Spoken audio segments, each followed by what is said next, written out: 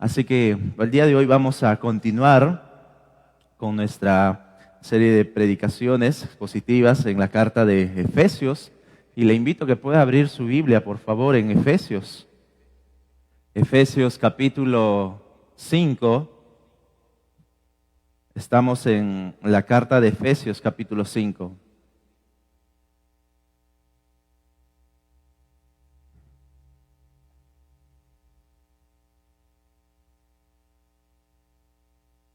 Capítulo 5, versículo 15. Dice así la palabra del Señor.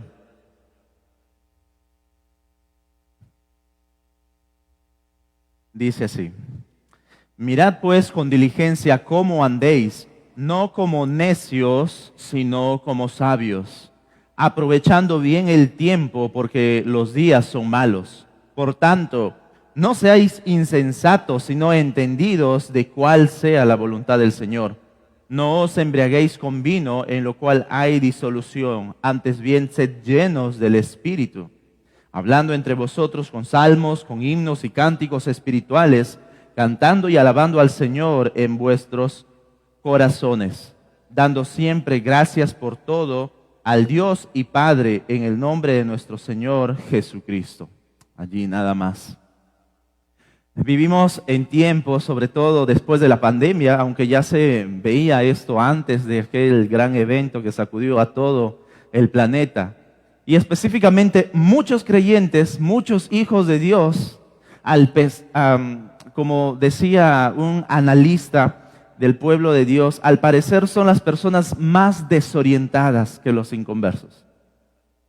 Al parecer la forma como viven y el estilo en cómo viven son las personas más desorientadas aquí en el planeta. Muchos de ellos no saben ni siquiera qué hacer con sus vidas, a pesar de tener una fe en la cual ellos están dispuestos a dar su vida, según sus propias palabras de los creyentes. Muchos de aquellos creyentes que dicen tener fe en Dios son muy inseguros en las decisiones a tomar. Son muy inseguros en sus propias vidas y con las cosas que hacen y el cómo hablan. No hay la seguridad que debe de tener propio de esa fe que dicen tener. Otros son muy débiles en su fe. Son muy débiles en su fe. No han desarrollado ese carácter a la imagen de nuestro Señor Jesús. Y esto sucede porque en muchas ocasiones está ese problema. No hay coherencia en lo que decimos creer y en el cómo vivimos. No hay coherencia entre las cosas que nosotros hacemos en el día a día con nuestra manera de pensar y lo que decimos en público y sobre todo en las redes sociales acerca de nuestra fe. No hay mucha coherencia en lo que decimos creer y en la forma en cómo vivimos, mis hermanos. Y justamente el apóstol Pablo va a ser muy tajante en el estilo de vida del creyente. El apóstol Pablo y cada uno de nosotros debemos de tener esa misma perspectiva de vida al decir, como el apóstol lo va a decir en el capítulo 4, versículo 17, esto pues digo y requiero en el Señor que ya no andéis como los otros gentiles. Ya no andéis como los otros gentiles. ¿Se da cuenta? No andéis como los otros gentiles. Al parecer hay un gran problema en el pueblo de Dios que cada vez más quieren ser como el mundo.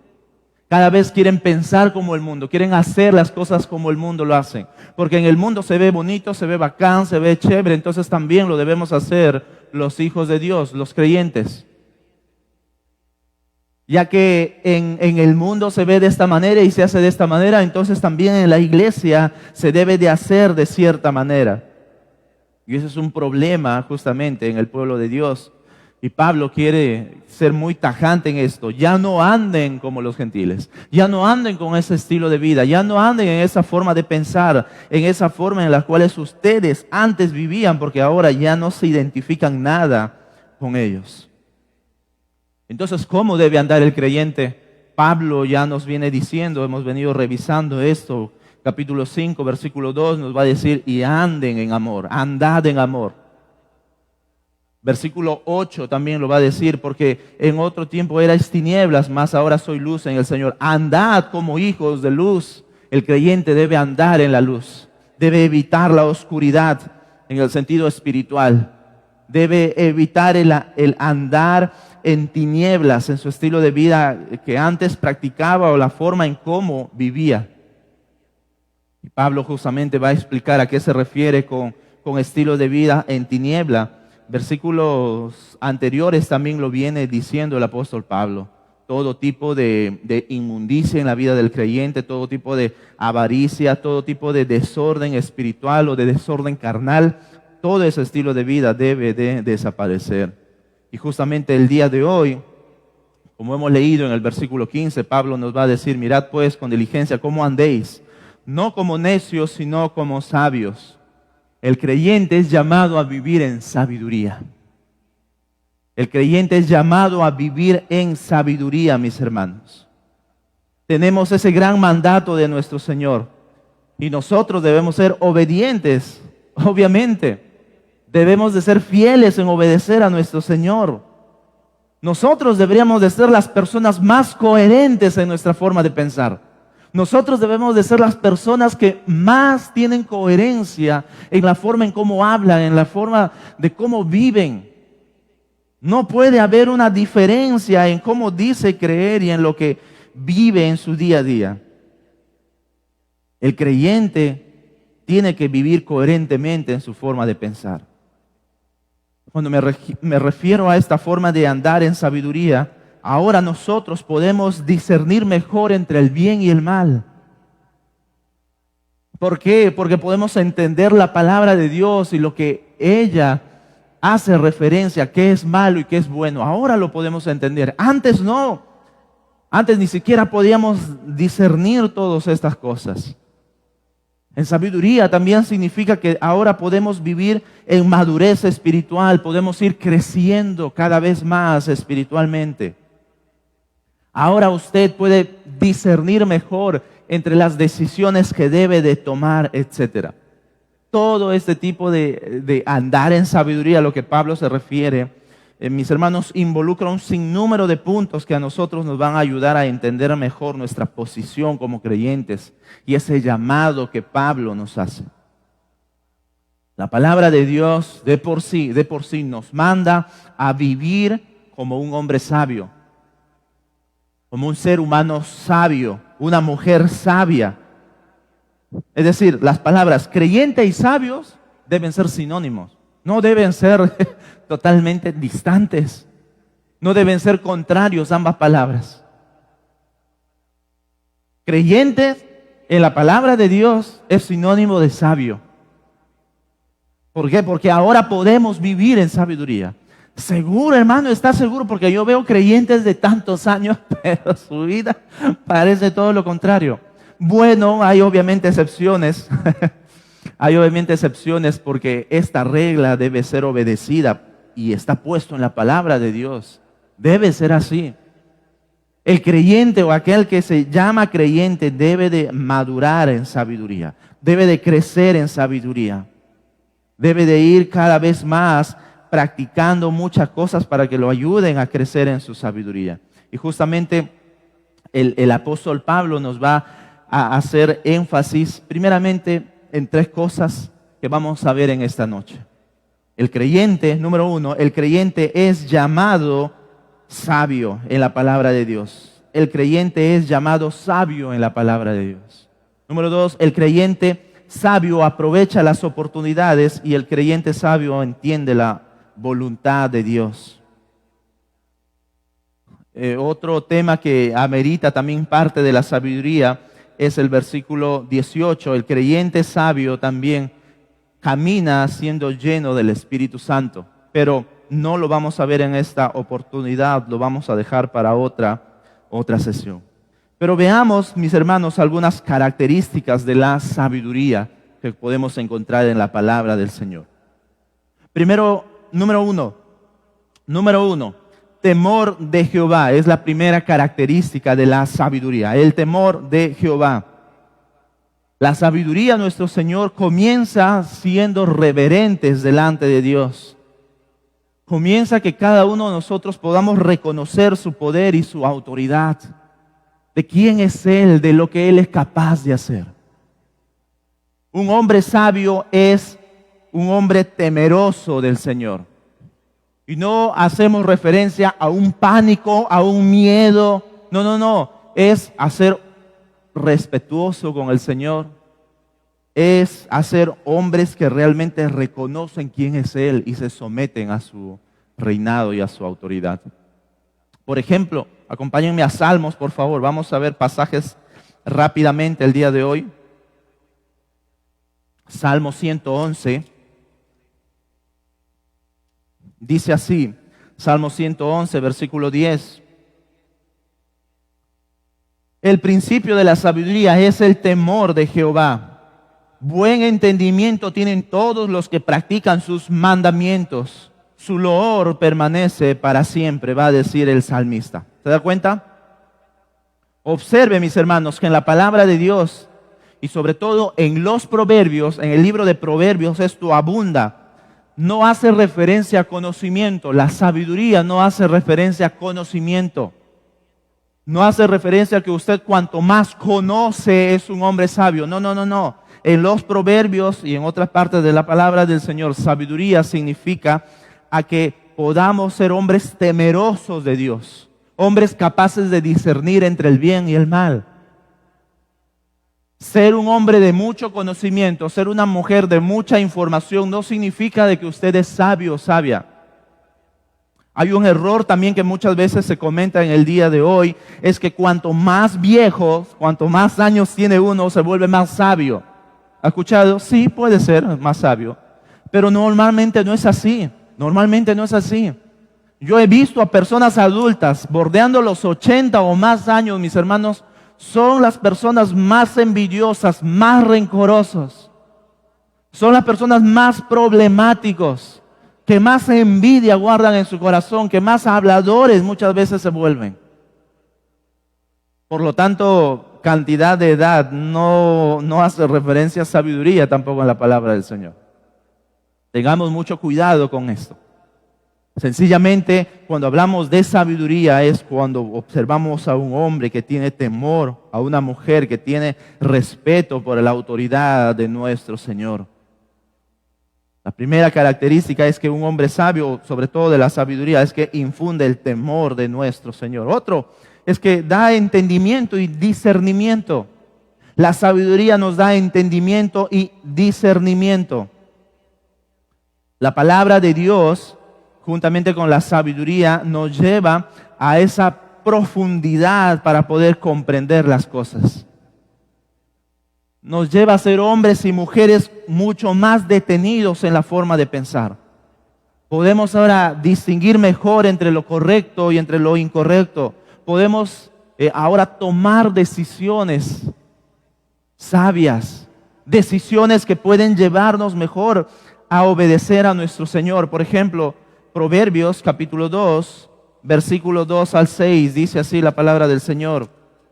Proverbios capítulo 2, versículo 2 al 6, dice: haciendo estar atento tu oído a la sabiduría, si inclinares tu corazón a la prudencia, si clamares a la inteligencia y a la prudencia dieres tu voz, si como a la plata la buscares y la escudriñares como a tesoro, entonces entenderás el temor de Jehová, escucha allí, y hallarás el conocimiento de Dios, porque Jehová da la sabiduría y de su boca viene el conocimiento y la inteligencia.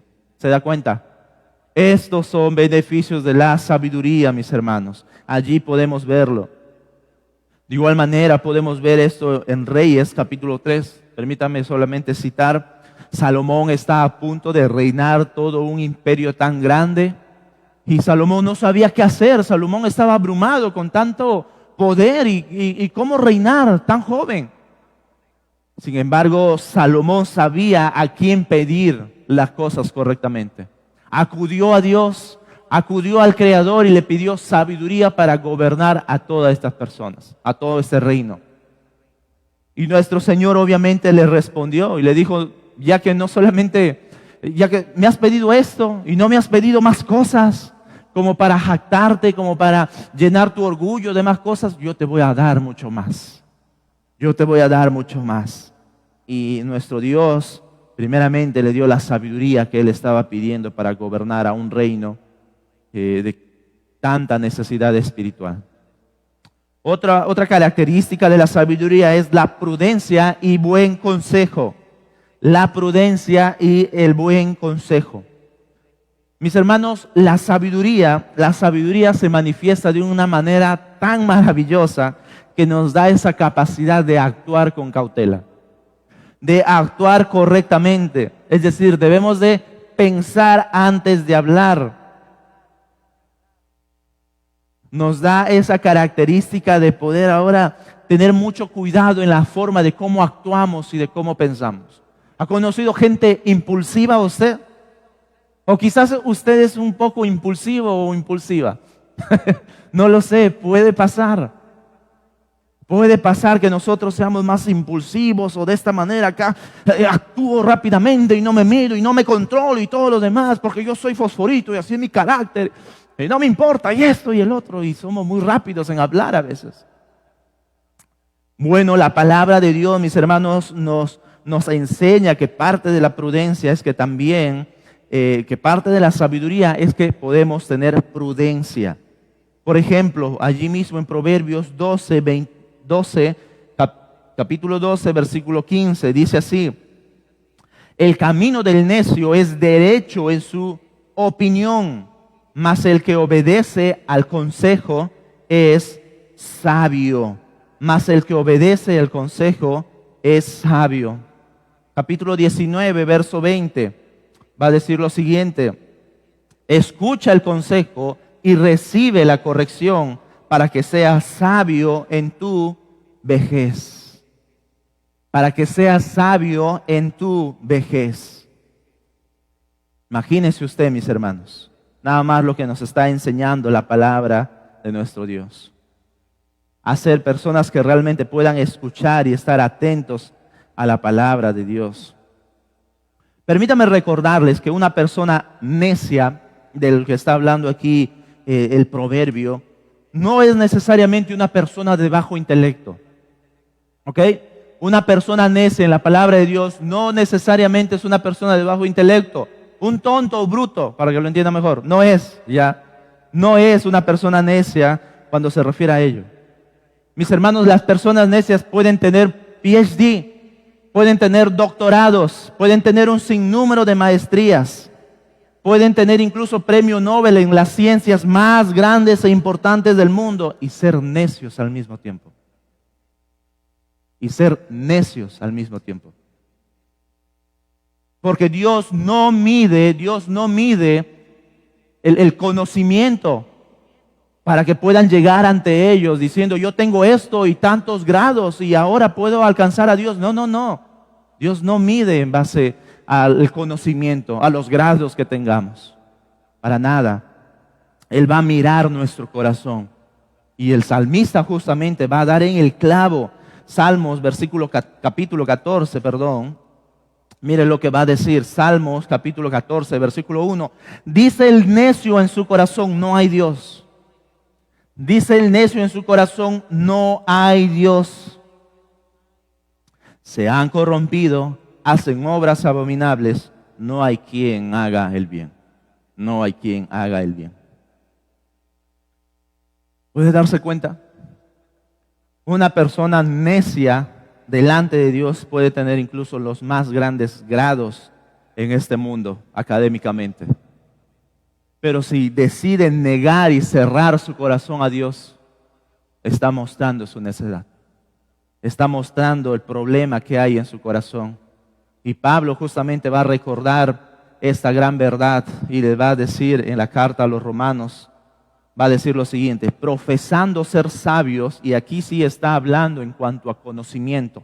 Por eso mencioné hace un momento, en la palabra de Dios, normalmente sabiduría se refiere a esa cercanía o temor a Dios. Pero hay ocasiones en cuanto a sabiduría, hace referencia a conocimiento. Y aquí sabiduría se refiere a conocimiento. Capítulo 1, versículo 22 de Romanos. Profesando ser sabios, se hicieron necios. Profesando ser hombres intelectuales, hombres con una capacidad pensante muy grandes, se hicieron necios. ¿Por qué? Porque decidieron negar su corazón ante Dios.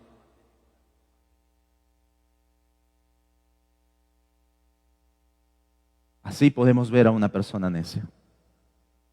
Y por si acaso no necesitas declararte ateo para ser necio. No necesitas declararte ateo.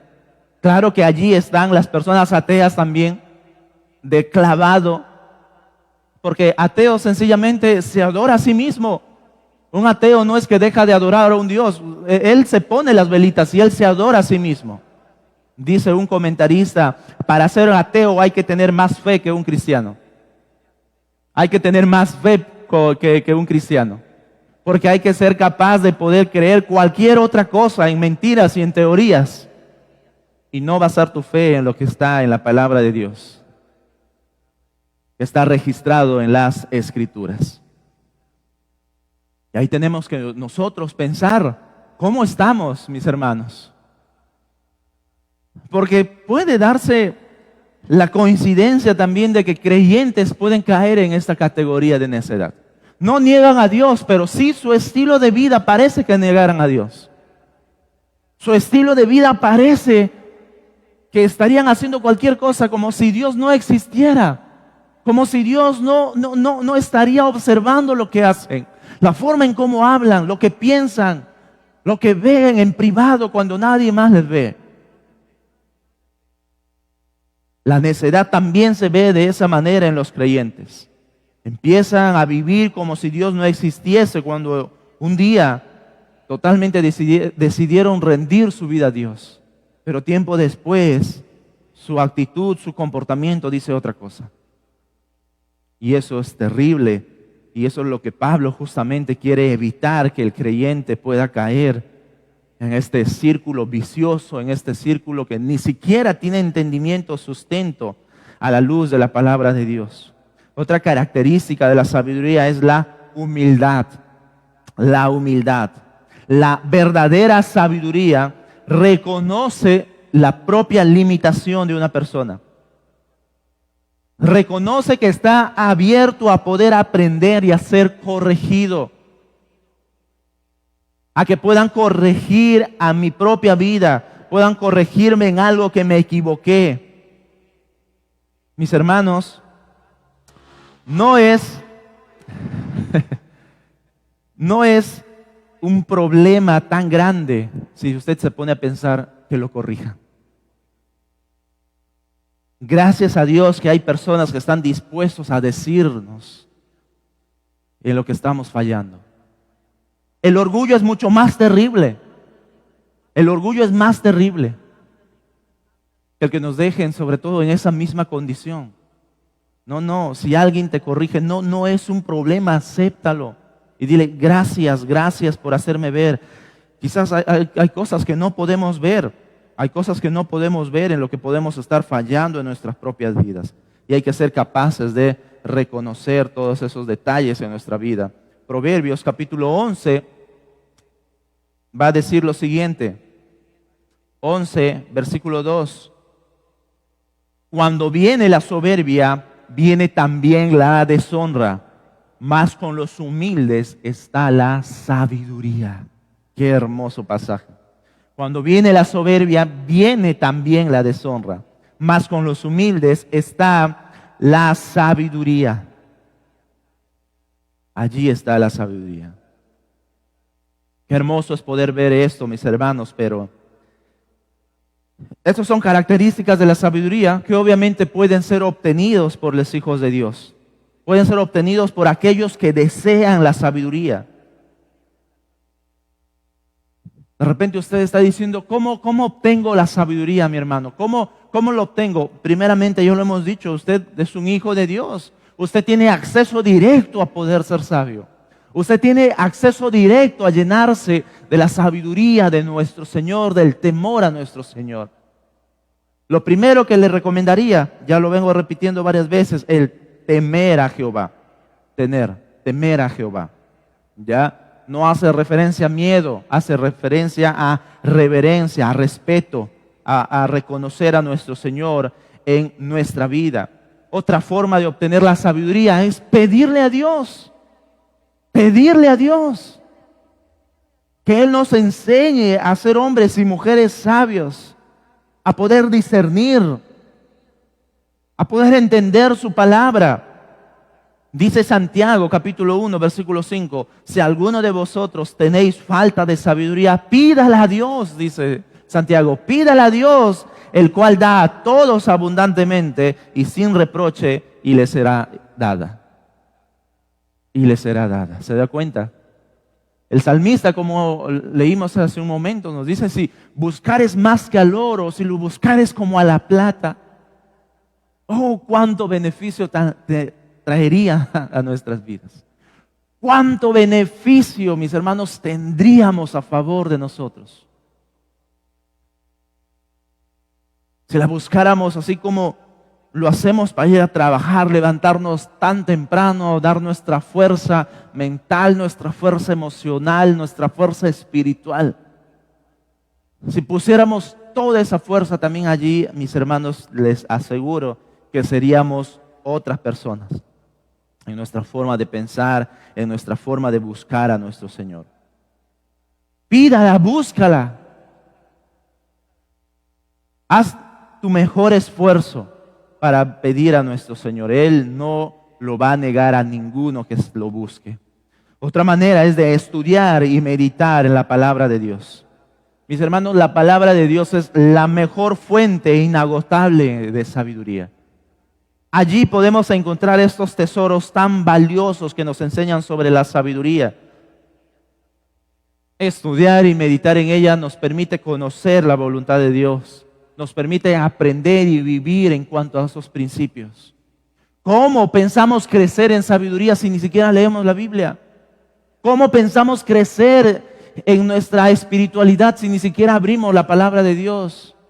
¿Cómo deseamos ser hombres y mujeres más maduros, más responsables en nuestra vida espiritual si ni siquiera damos un tiempo de 15 a 10 minutos para leer la Biblia?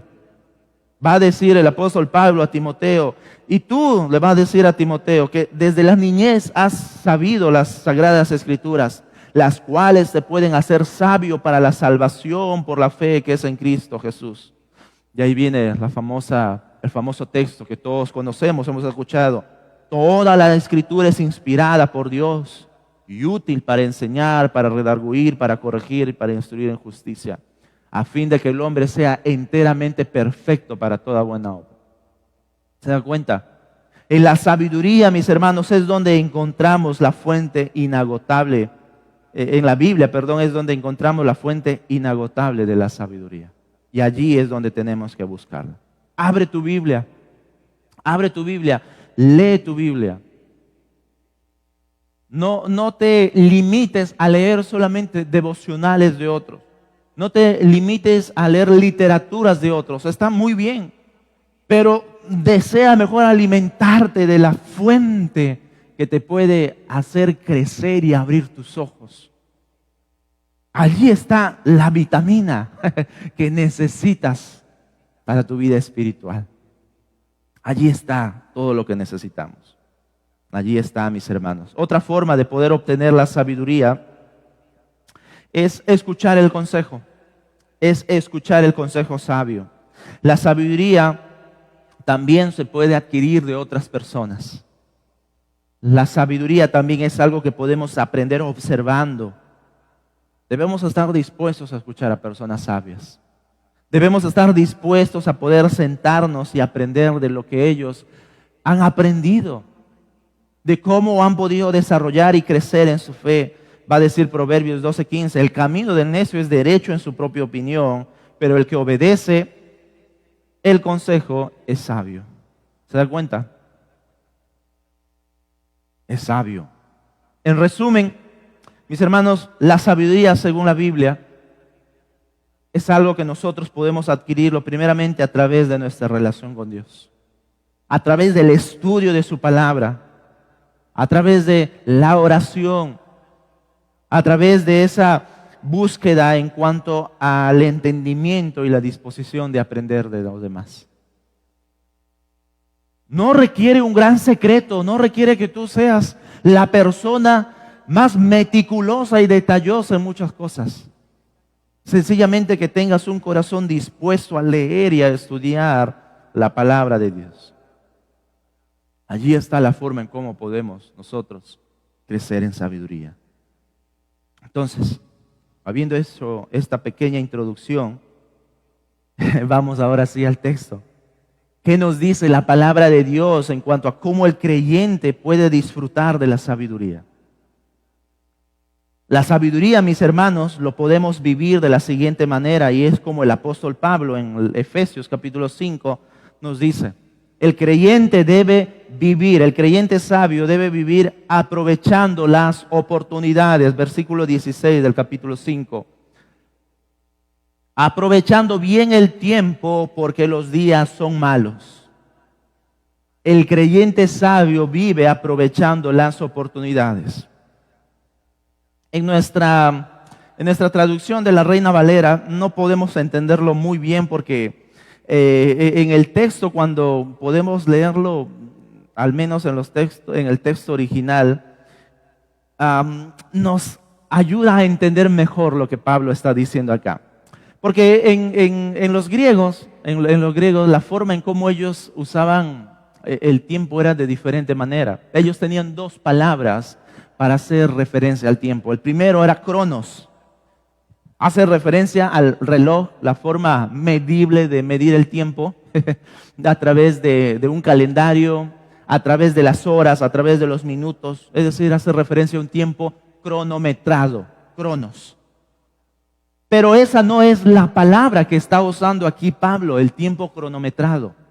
Pablo está usando otra palabra que es el kairos, el kairos. Esta palabra hace referencia a las situaciones, a periodos, temporadas, épocas o oportunidades. Oportunidades. Y esto es lo que Pablo está usando. Y por eso es que Pablo, leyéndolo con esta palabra, va a decir de la siguiente manera: aprovechando bien las oportunidades porque los días son malos. Porque los días son malos. Mis hermanos, el creyente primeramente debe aprovechar cada oportunidad que se le presente en el día. ¿Para qué? Para mejorar nuestra relación con Dios, sencillamente.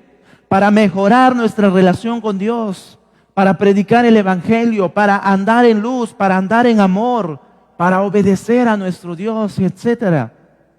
Todas las oportunidades que se nos presentan en el día, todas las situaciones que se nos presentan durante el día son una oportunidad para poder crecer en nuestra relación con Dios. Por eso es que Pablo en Filipenses va a decir: ¿sabes qué? Todas estas situaciones que me están pasando, he naufragado 3 veces, casi me matan, he padecido hambre, me han latigueado muchas veces, me han escupido en la cara, casi me matan, me he escapado así por un pelito nada más. Todo lo puedo en Cristo que me fortalece. Todas estas situaciones, todas estas circunstancias que me han pasado, la he podido atravesar porque mi Cristo es el que me fortalece. ¿Se da cuenta? Pablo no desperdició ninguna situación como algo de que alejarse de Dios. No aprovechó ninguna situación para decir: Señor, yo te vengo sirviendo tantos años, obedeciéndote, así que me voy, ya no quiero servirte. Mira cómo me pagas. Mira cómo me estás devolviendo todo lo que yo hago. Voy a la iglesia, hago esto, y me vienen estas circunstancias. No, mis hermanos, el creyente debe vivir aprovechando las oportunidades para mejorar su relación con Dios. Debemos vivir de esa manera. La sociedad en la que vivimos, el mundo en el que vivimos, usa su tiempo para satisfacer sus propios deseos. Usa su tiempo para satisfacerse a sí mismo, para las cosas de mis propias necesidades. Pero Pablo está diciendo: no, el creyente debe utilizarlas para poder crecer en su relación con Dios. Hoy es la oportunidad para que vengas a Dios. Hoy es la oportunidad para que tu relación con Dios se restaure. ¿Por qué? Pablo mismo lo va a decir: los días son malos. Los días son malos. No sabemos si vamos a despertar el día de mañana. No sabemos si vamos a estar tranquilos, con despertarnos con la misma salud, bienestar el día de mañana. No sabemos. Ninguno de nosotros tiene comprado la vida en este mundo. Ninguno de nosotros. Nos cayó de sorpresa, recuerdo haberles contado esta historia, pero el año pasado, un hermano, como cada uno de nosotros, sirviendo en la escuela dominical, hoy día, el mismo domingo, acá, maestro en la palabra del Señor, llegando de la noche, subiendo a su habitación, se resbala de la escalera, cuello, ahí quedó. En la mañana sirviendo al Señor y en la noche teniendo este accidente fatal. Nadie tiene asegurado la vida en este mundo. Y por esa razón Pablo nos dice que debemos aprovechar nuestras oportunidades que Dios nos da para mejorar nuestra relación con Dios o para venir a los pies de Dios. Un hombre puso este ejemplo maravilloso de este predicador de siglos atrás, Jonathan Edwards. Él a los 20 años dijo estas siguientes frases a través de sus famosas resoluciones, que usted lo puede leer en internet, está colgado, 70 resoluciones. A los 20 años, un joven, un muchachito, haciendo estas resoluciones, estas decisiones prácticamente. Y él dice en una de ellas, resuelvo nunca perder ni un momento de mi tiempo, sino aprovecharlo en la forma más redituable que sea posible. A los 20 años este hombre haciendo tal decisión. El tiempo dio la razón, el tiempo nos dio la razón, mis hermanos, porque este hombre no solo fue usado para traer uno de los más grandes avivamientos en los Estados Unidos, sino que en todo Estados Unidos es reconocido hasta el día de hoy como una de las mentes más brillantes en espiritualidad, pero también una de las mentes más influyentes en la filosofía y en el estilo de vida y el cómo debemos de disfrutar la vida. Un hombre que ha impactado no solo en el área espiritual de Estados Unidos, sino que hasta el día de hoy ha impactado con su intelectualidad, que ha marcado la historia en Estados Unidos. Un joven, un muchacho, que a través de estas decisiones, él se entregó a su Señor, a nuestro Dios. La historia nos dio la razón. No perdió ni un tiempo, no perdió ninguna situación, no perdió ningún momento. Oh, mis hermanos, no crean que aquí ya se nos fue el tiempo. Nuestro pastor en la mañana escuchaba sobre Moisés a la edad a que fue llamado. ¿Recuerdan a qué edad fue llamado Moisés? ¿A qué edad? ¿Al servicio de Dios? 80 años. Nuestra sociedad denigra, por poco mejor ya no los manda al asilo a las personas de 80 años. Pero para Dios están en la flor de su juventud para servir. Imagínese usted. Al parecer para Dios es la edad perfecta para que sean usados para sus propósitos, para sus planes. Joven, señorita, no minimices tu tiempo, no desperdicies tu oportunidad para que tú seas usado por Dios. Puedes ser usado por Dios grandemente con tu profesión, con tu trabajo. Puedes ser un instrumento en las manos de Dios. Podemos ver a este hombre que mencioné, Jonathan Edwards, con una decisión maravillosa de poner en la mano de Dios, y fue usado por nuestro Señor. Él estuvo dispuesto a entregar cada momento de su vida a Dios, y así debemos de vivir como creyentes. Mis hermanos que son padres aquí, ¿cómo usas cada oportunidad? ¿Cómo usas cada situación para enseñarle a tu hijo acerca de Dios? ¿Cómo lo usas? ¿Cómo lo usas para enseñarle a tu hijo de las circunstancias que pasan en el día a día? ¿O tú aprovechas para enseñarle las vivezas de este mundo? ¿O tú aprovechas para enseñarle cualquier cosa menos la palabra de Dios? Deberíamos de aprovechar aquellas situaciones que pasamos en este mundo para sembrar en nuestro hijo el amor a nuestro buen Dios. Mis hermanos esposos, ¿cómo aprovechan cada oportunidad o situación para crecer en su relación con Dios? ¿Cómo lo aprovechan? ¿Cómo están absorbiendo esos momentos tan difíciles que pueden pasar en el matrimonio? ¿O tú lo estás aprovechando para lastimarse cada uno? Mis hermanos, con trabajos, con negocios, ¿cómo aprovechas las crisis y las situaciones difíciles? ¿Cómo las aprovechas? ¿Lo aprovechas para hacer tus jugadas que no deberías? ¿O los aprovechas para depender más en Dios, para confiar más en Dios?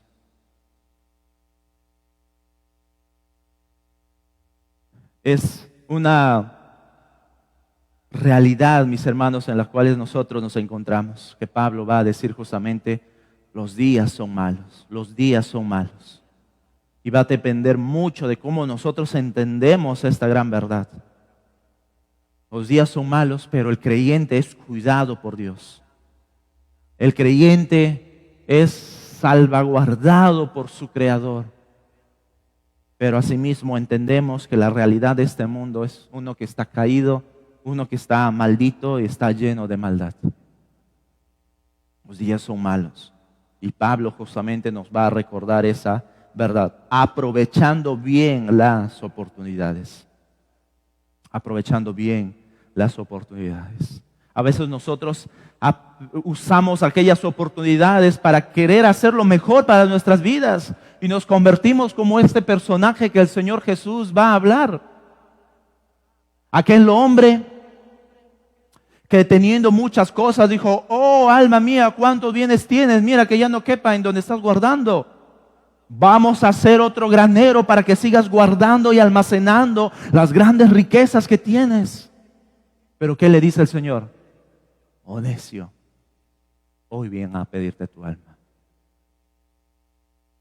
Hoy, de esta noche no escapas.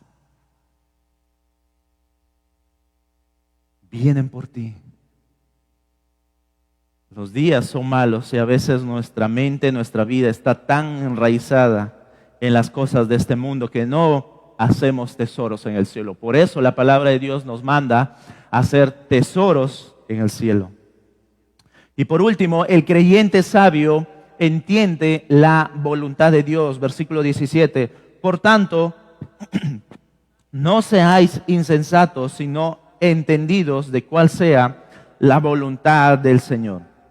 Mis hermanos, ahora como hijos de Dios, nosotros podemos entender y obedecer la voluntad de nuestro Padre. Antes ni siquiera sabíamos que era voluntad, ni siquiera nos interesaba hacer la voluntad del Señor. Ahora lo podemos hacer. La voluntad de Dios no es algo que usted va adivinando en el camino del creyente, en su viaje como cristiano. No.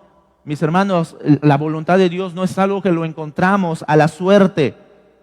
Pablo, mis hermanos, nos dice, entendidos, es decir, que la voluntad de Dios, ahora como hijos, lo podemos conocer, lo podemos entender, lo podemos comprender.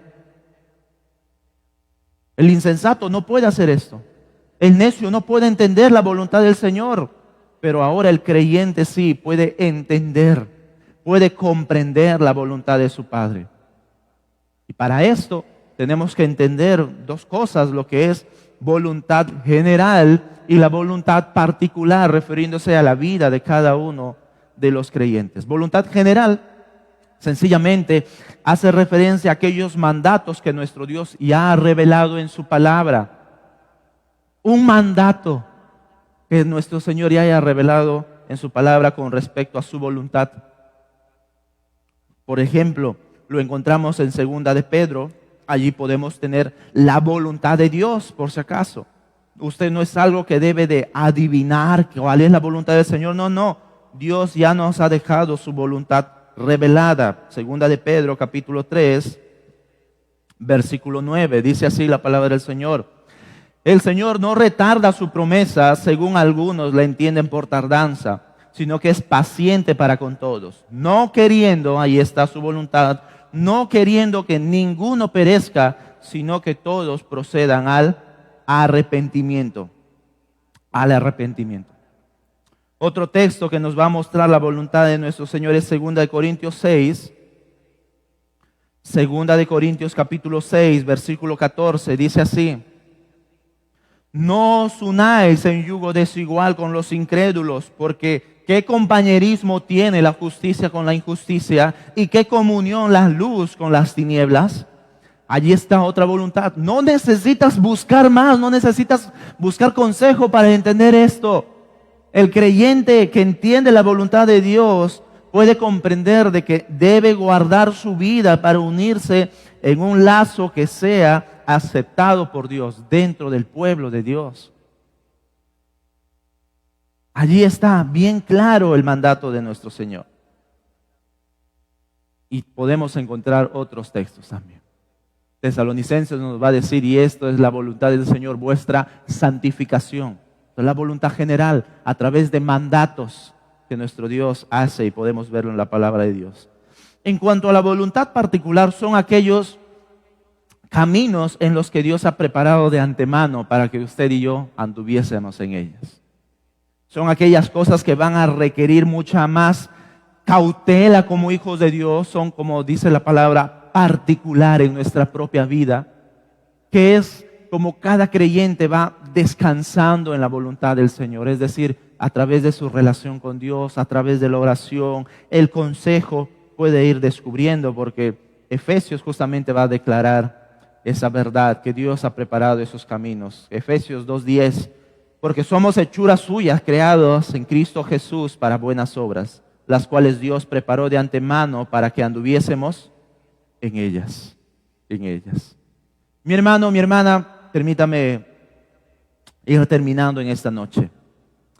¿Cómo usted vive la sabiduría que le ha sido otorgada delante de Dios? ¿Cómo? Usted está aprovechando las circunstancias, usted está aprovechando cada situación que Dios le permita atravesar para crecer en su relación con Él. ¿O usted sencillamente está andando como una persona necia, como Pablo lo va a decir? ¿Podemos como creyentes vivir como necios? Lamentablemente podemos.